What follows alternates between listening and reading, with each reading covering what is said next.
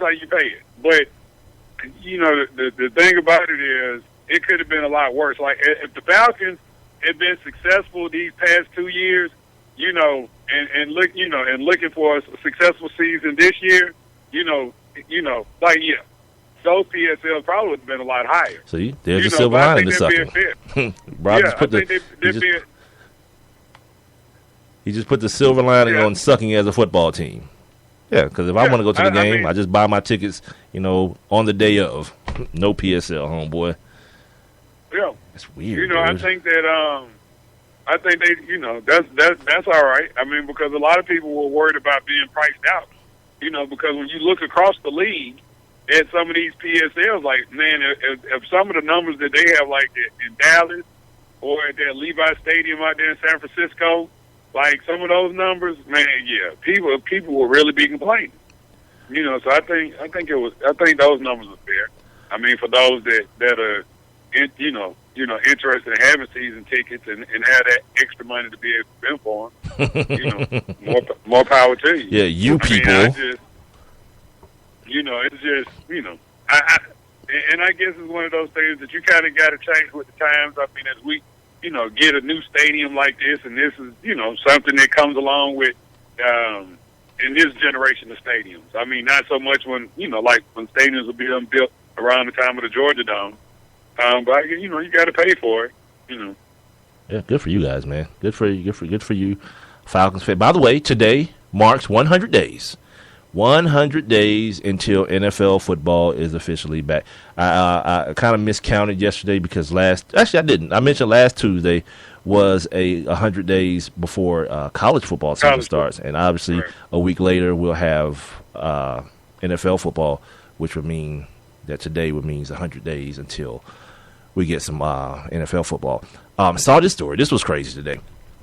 There's a child that, Rob, is 7 foot, 375 pounds. He is it says O lineman, but he's actually a D lineman out of Virginia. His name it's either Dondre Harris or DeAndre, Dondre Harris. And Dondre. This story is miraculous, dude. Oh, where's the one that I highlighted? This is not it. Anyway, I remember it. So it's not like this dude was 6'10", 400 pounds as an 8th grader. What? This is all, yeah, dude. It's miraculous, dude. And the story, it's a good story though. The kid actually gets, here it is. He gets enticed to play football. He gets encouraged to play football by one of the coaches. And when he first starts playing, he's awkward. He hadn't played before, and he's such a big kid. He obviously, but as well as him being weak, he wasn't very strong either. Like he couldn't even do squats with the bar, the 45-pound bar. He couldn't even squat the bar. So it was a big time uptaking for the coaching staff. Yeah, he was 6'10", 450 pounds. Oh, I don't want to cheat him on them 50 pounds as an 8th grader. That means this kid was like 13, 14 years old. 450 freaking pounds. When you see the pictures of him standing, and they know what they're doing too. Like they have this dude standing beside this little small white child, and he's got on his football uniform, and this little kid is standing beside him. It's like, yeah, he could probably eat this child, like one bite too. But let me get to the good parts of the story. Yeah. Let me get to the good parts of the story. Stuff that I'm always talking about. It really made me want to continue to read the story. As he started playing football, they started him out as an offensive lineman, but he didn't have the skill set, the quickness, or anything that he needed, the foot speed or the understanding of the game to play offensive line. So they put him on defense, and he's a big kid. He's in first of all, he's in 8th grade. No one can move him, so that's the advantage right there. All right, but what the kid did, the initiative that he took, this is the part I like. He went and started, he went to this place called King George, Virginia. It's the king of BIO CrossFit. He started doing CrossFit, dude, at 450 pounds.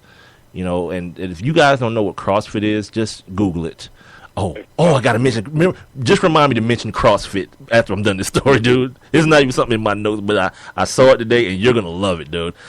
So he starts doing CrossFit, and actually taking his health seriously, and he wants to play football and be better at playing football. So he starts doing that. He also starts playing basketball, dude, and they got a picture of him playing basketball. It's a huge individual, my man. He is huge. But no, he is. But here's the good part. That's what I was thinking. Here's the good part. Over time, the 450-pound child, they say he morphed into a 375-pound senior, dude. By my math, dude, that's 75 pounds. This dude, not through his coaches, not through someone saying you need to get a dietitian. This young man took it upon himself to make himself better. We talked about this kind of stuff with Steph Curry. You know what I mean? Someone who made themselves into a better player and a better person as well. You know what I mean? Through hard work. And this is the exact same story, but it's a story that would get buried. You wouldn't hear about this because this guy, he's not an All-American, and the story goes out of its way to point out the fact that like Urban Meyer and Nick Saban, those dudes aren't knocking at this dude's door. It's not that type of story. It's not one of those stories that's going to be made into a movie like The Blind Side or any of these things. But I think it was something that should garner my attention, especially on a day like this. There's not a lot, being offered up in the way of things to talk about. He says his goal is to get down to 300 pounds. These are the type. These are the type of schools that were looking at him, Rob. Virginia Wise Highland is a Division II school. Shenandoah University, a D3 school. Emory and Henry and Lackawanna, they're all JUCOs. Lackawanna, is a JUCO based in Scranton, Pennsylvania.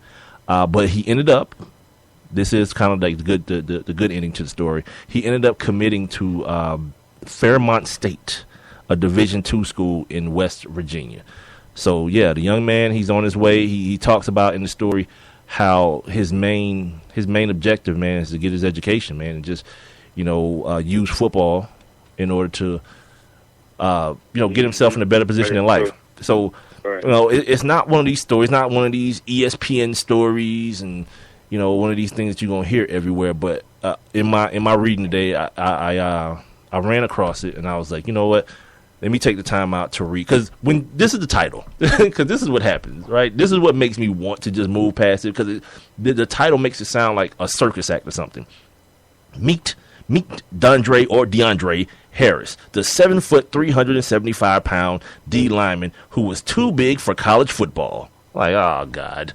I mean, I saw it and I was like, oh God. So you think he's some flampooyant dude? No, I'm just thinking it's like one of those things that people are trying to, like, ooh, look at this fat kid, one of those things. But, I guess, good for me not just settling on the headline, going ahead and diving into it and reading it. And it ended up being a very, very good read. And a very good a good lesson for a lot of people who say, man, these kids today, they don't want to work at nothing. They don't want they don't want to put effort into nothing. This is a kid who had every reason not to be honest with you. Like, he's 400 pounds. You ever seen these CrossFit workouts, dude? Like, is huge. Yeah, Alec and Jim Murray do these CrossFit workouts, and they do these CrossFit. If you look at ESPN2 sometimes, you see these CrossFit tournaments happening. Yeah, it's amazing, dude. These dudes are in the best shape of everyone ever in the history of the world. And this 400... flipping the tractor tires. Yeah, dude, this 400-pound kid showed up to do that, man. Not a regular workout, CrossFit. Yeah, good for him, man. And he talked about how hard it was at the beginning, man, and how he wanted to, he felt like he wanted to quit, but he stayed with it. And staying with it, man, this dude, he's probably added some days, months, years to his life, man, by dropping that 75 pounds, man, and hoping now to drop another 75 pounds, man. Good for him, man. I definitely applaud the kid, man. DeAndre Harris, man. I hope to in the future see more of him. It's DeAndre. Yeah, I'm more than sure that's what I'll let you take that bet. Because he is a young African American child. Yes. Last Friday, when we were on the air, something that, a lot of people take pleasure in was on television. We didn't make mention of it. I didn't say anything about it. Porn? But the 2015 Scripps National Spelling Bee was on when we were doing the show Friday night. And I saw a story where this kid, actually one of the winners, because the boy, it was a boy and a girl that ended up winning, but this kid named Gokul Veen Ketchum. Yeah, dude, he's like a Middle Eastern kid or of Middle Eastern descent. Yeah. He's a big time Cleveland Cavalier fan. So he had on LeBron's jersey up under his shirt, up under his button up. And so, you know, he showed it on ESPN that he had on LeBron's jersey. So LeBron and the Cavs saw it, and they sent him a bunch of swag. Yeah, and by the way, I think the young man was wearing some fresh J's too, some new out the box joints as well. Yeah. So they end up sending him the LeBron 12s, and you know, with LeBron's own personal inscription on the shoe and a bunch of stuff. But you know, that's kind of funny because you know, here we are in 2015, and Gokul Veen Ketchum, you know, gets swag from LeBron James. Meanwhile, you know, little 12-year-old Andrew Lake will always be remembered for what, Mike? I don't know. Who's Andrew Lake? The Negus. Oh, that's his name? The kid that would go down in infamy as the Negus. Well, here's the thing, though. So, it shouldn't be. That shouldn't go. He shouldn't go down. It should be the idiots that gave him the word. Hey, the broad that gave him the word should be the one that's infamous. That dude was just doing what he was there to do. Spell a word. Yeah, N-E-G-U-S, Negus. Negus. I don't have that loaded up, by the way. That's why I hadn't hit it yet. But I don't have it loaded up. Can I get the definition? Look, dude, we've got 3.5 minutes, and you're going to want to hear this, dude. Can I get the part of speech? So, look, going back to the top of the show, Caitlyn, formerly known as Bruce Jenner, right, is going to receive the Arthur Ashe Courage Award from ESPN. We talked about that. Did you see the story? The story that came out today? The second place winner? Yeah, that everybody was mad. No. What was it? The girl that died? No. Was it the soldier? The soldier.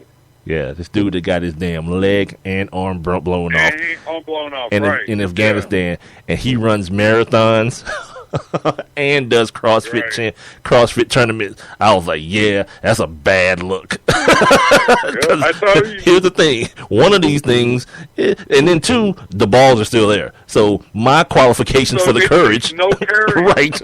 The courage part is gone. So on one hand, you have this, and on the other hand, that's what you said last night. You have a dude who has one leg and one arm because he fought for this country. And he still does CrossFit championships or whatever, and runs marathons.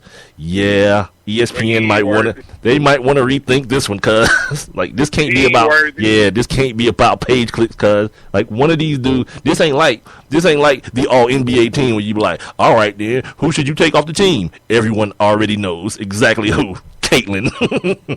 Caitlyn has to go. Put the soldier dude in. Oh, that's a bad look.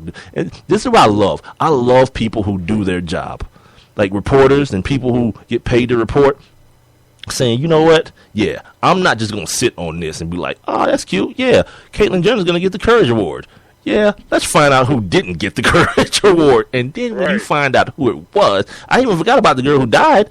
Yeah, that's gonna be a problem, dude. Like if I wake up in the morning, dude, and more people, because I understand this FIFA stuff is going on today, but if I get up in the morning and enough people ain't making us think about that, because it's hard, because people start calling you not I guess it wouldn't be homophobic. What would it be then? They would be calling you like a bigot or whatever. But nah, that ain't this. Like even if you are a bigot, you still are going to be pretty much in the right on this one, feeling like the soldier deserves this award more than Bruce / Caitlyn Jenner. You feel me? Yeah, that's tough. ESPN, they done lost their damn mind on this one. This dude don't have no arm or leg, and he still run. Yeah. Yeah, I'm good, Rob. I'm good, homie. Yeah. Bruce Jenner lost. Yeah, if he you lost the contest. When we found out he still had his junk. Oh, yeah. No courage there, then. All you did was get some breast implants and probably like a chin tuck or something. Yeah, whatever, dude. Where's the courage in that? Like, personally, like if I could have a pair of boobs just sitting beside me somewhere, I'm like, yep, she's not home. Got my spare though, my spare pair. All right, y'all. I told y'all we was gonna do it. Yeah, that turnip boy, we got that blood right up out that thing. All up out of it. Sports Kings Live.